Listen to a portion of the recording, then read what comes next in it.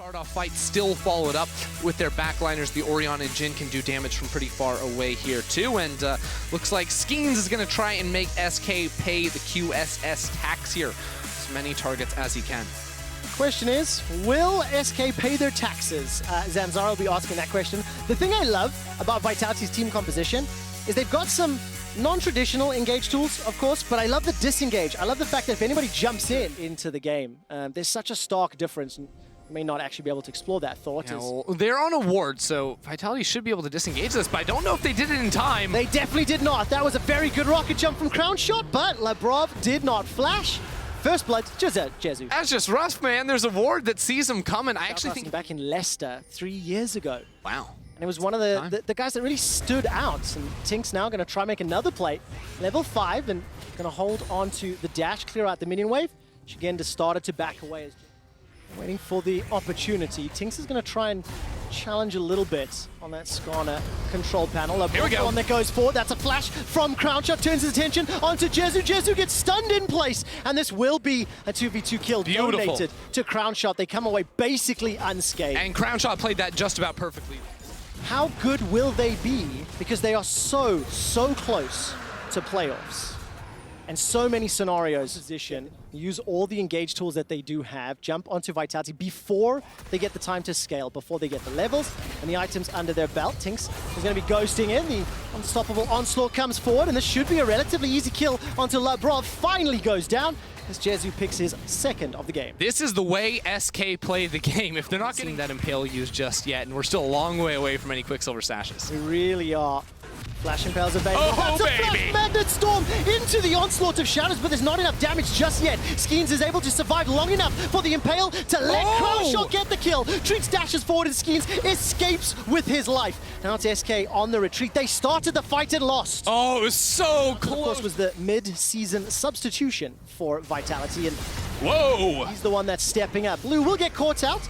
The Emperor's Divide, there's no Flash Impale, and I don't think Milica really even needed anything more if Blue had stuck around. Here we go, we're fighting again, Trevor. Absolutely are. Tynx goes to try get away, gets rooted up, or stunned up rather, by Labrov. Support comes in from Jezu, and now the Herald in the mid lane is going to be bashing down the plates. Look, Trevor, I'm going to hit you with an old one. That play around mid, that was a plate gank, we call it, right? You come flying on in, it looks like you're going for a kill. No. Dropping the Herald, getting some easy money. Now a Hex Flash over the wall. Milica, oh, Milica just gets caught out in place. Remember, no ultimate available. It's going to be able to flash to safety and use the conquering. Ultimates are just seconds away from coming up. Skeanz didn't have his when he caught out Tynx in the river. Tynx didn't have his when they caught out Milica in mid, but it will be that Infernal Drake going over to Vitality, stacking it away. It'll be an OE exposed. There's deep vision too, so Vitality know they're alone down here. It's going to be a solo turret taken by Cronwshot, and that is going to be a winning trade here for Vitality. This is actually something to highlight. If Vitality can use the Azir and the Tristana for cross-map plays,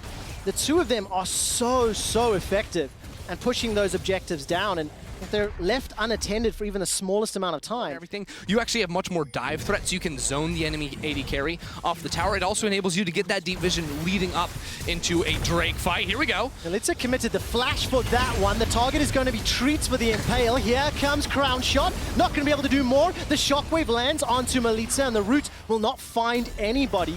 So both teams unable to land the damage to a single target, and therefore SK survived. But Vitality have used a lot of tools before the That fight was all gas, no brakes. Everyone's just trying to go on in there. What ultimates are left? We're going to get a TP in from Jenax. He's got his ult. Szygenda too, ready to get into the party. Labrov, though, do they want to go in? There's the target. The shadows is thrown out by Tynx. Turns his attention onto Labrov. Kicks Tynx backwards. Cronwshot is caught up, stunned. Jenax is on top of him, and he's shut down by Jezu. One of the damage threats removed. And that means Skeanz is left out to dry. He flashes over the wall, escapes with his life, and SK will get uncontested on the dragon. It's a critical primary playmaking tools from Vitality is going to be him flashing in, snap grabbing a target and pulling him back. But in that situation, it was just a comedy because him and the Jenax flying at you. And again, it's Jenax in these team fights finding the target he should never be able to find. Tristana with her ultimate with a dash. She has everything. But now 20 minutes, they insta-start the Baron and they shred it. It's gone.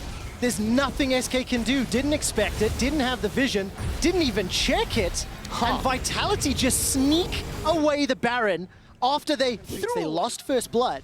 But with the pickaxe and the 2v2 kill of their own, it has been Cronwshot that has helped unlock a lot of these advantages, but all credit to Szygenda in the top lane, to Milica holding firm in the mid lane. They're doing everything they need to across the map. And in this gold lead that you see at your top screen, 2.5K, it's actually bigger than I think the Skarner ult is important, but usually you'd like to get some value out of that. Like the MR isn't super valuable against primarily one magic damage dealer in Milica, who realistically should not be hitting Jezu or Blue. So these items are very much the QSS tax, and they are feeling real bad that they had to buy them. They really, really are. There's the engage onto Treatz. No further follow-up or ultimates committed. The tower will remain alive for now. And as soon as Tynx shows face, this will allow Szygenda to push in the bottom lane. I mean, Mini Gnar plus Baron-empowered minions. There will be some support from SK. Can they set up a kill? Szygenda will hop away to safety, and there's no engage. But it's just Baron-empowered pressure, plus 3K in this Red Bull Baron power play, and they've unlocked the map completely. And if Treatz they can step in and chip away, of course. But it also then groups Vitality up for theoretical engage on the SK side. This is the third dragon of the game for Vitality. It's not even 5 kills across the 20. Right now, using the blue trinket now to scout out, see what's up. They don't have any blue trinkets remaining. They don't have good scouting deep into the pit, so SK is going to have to face check. And it's Vitality that start the fight. They impale Treatz. He cannot use that ultimate. He cannot start the fight, and Vitality used their vision fantastically. SK have 3 QSSs out of 5. But Treatz doesn't have one. He's a sit and duck when he goes flying on in. And now Tynx, he has his ultimate to try and go zooming into the pit, but he's not going to get the chance to get close here. Labrov is completely zoning him away. The curtain call does nothing as the final shot made me cringe. Labrov is looking for a target. It's Tynx that gets jumped on. Tynx has still got the ultimate and the ghost to escape, and that's what he's going to need to do. Remember, they're a man down. Treatz died before that started. Vitality get the kill, get the Baron, and still got to get through Fnatic, Rogue, G2. And if you're dropping games against teams like Vitality, well, now that top 3 question, it's a little bit out of it. Szygenda jumps away, throws him off of him. And now Vitality, they don't have to worry about that onslaught of shadows anymore. No, they do not, so they can look to see there's a teleport coming in. This will be, I think, Jenax. It's Jenax's time to shine. Looking for Cronwshot, looking for Skeanz. Impale is available. The Buster Shot buys so much time. Flash forward. The Impale is rooting him in place. Cronwshot remains untouched. He gets the first kill. Rocket jumps away to safety. And now it's SK on the retreat. Szygenda starting to gnaw out. Can he survive long enough? Forced to flash. That's a great engage from Labrov. The pulverize sends SK packing. The last man standing is Blue, and he is dunked for a triple from Milica. Labrov had a rough start to this game. He got picked on in the bot lane, but over and over in these team fights, he shows up when it matters. Vitality lost the player at the start, but it's Labrov to fly and get the 3-man knockup and lock up the game for Vitality. Beautiful game from Vitality.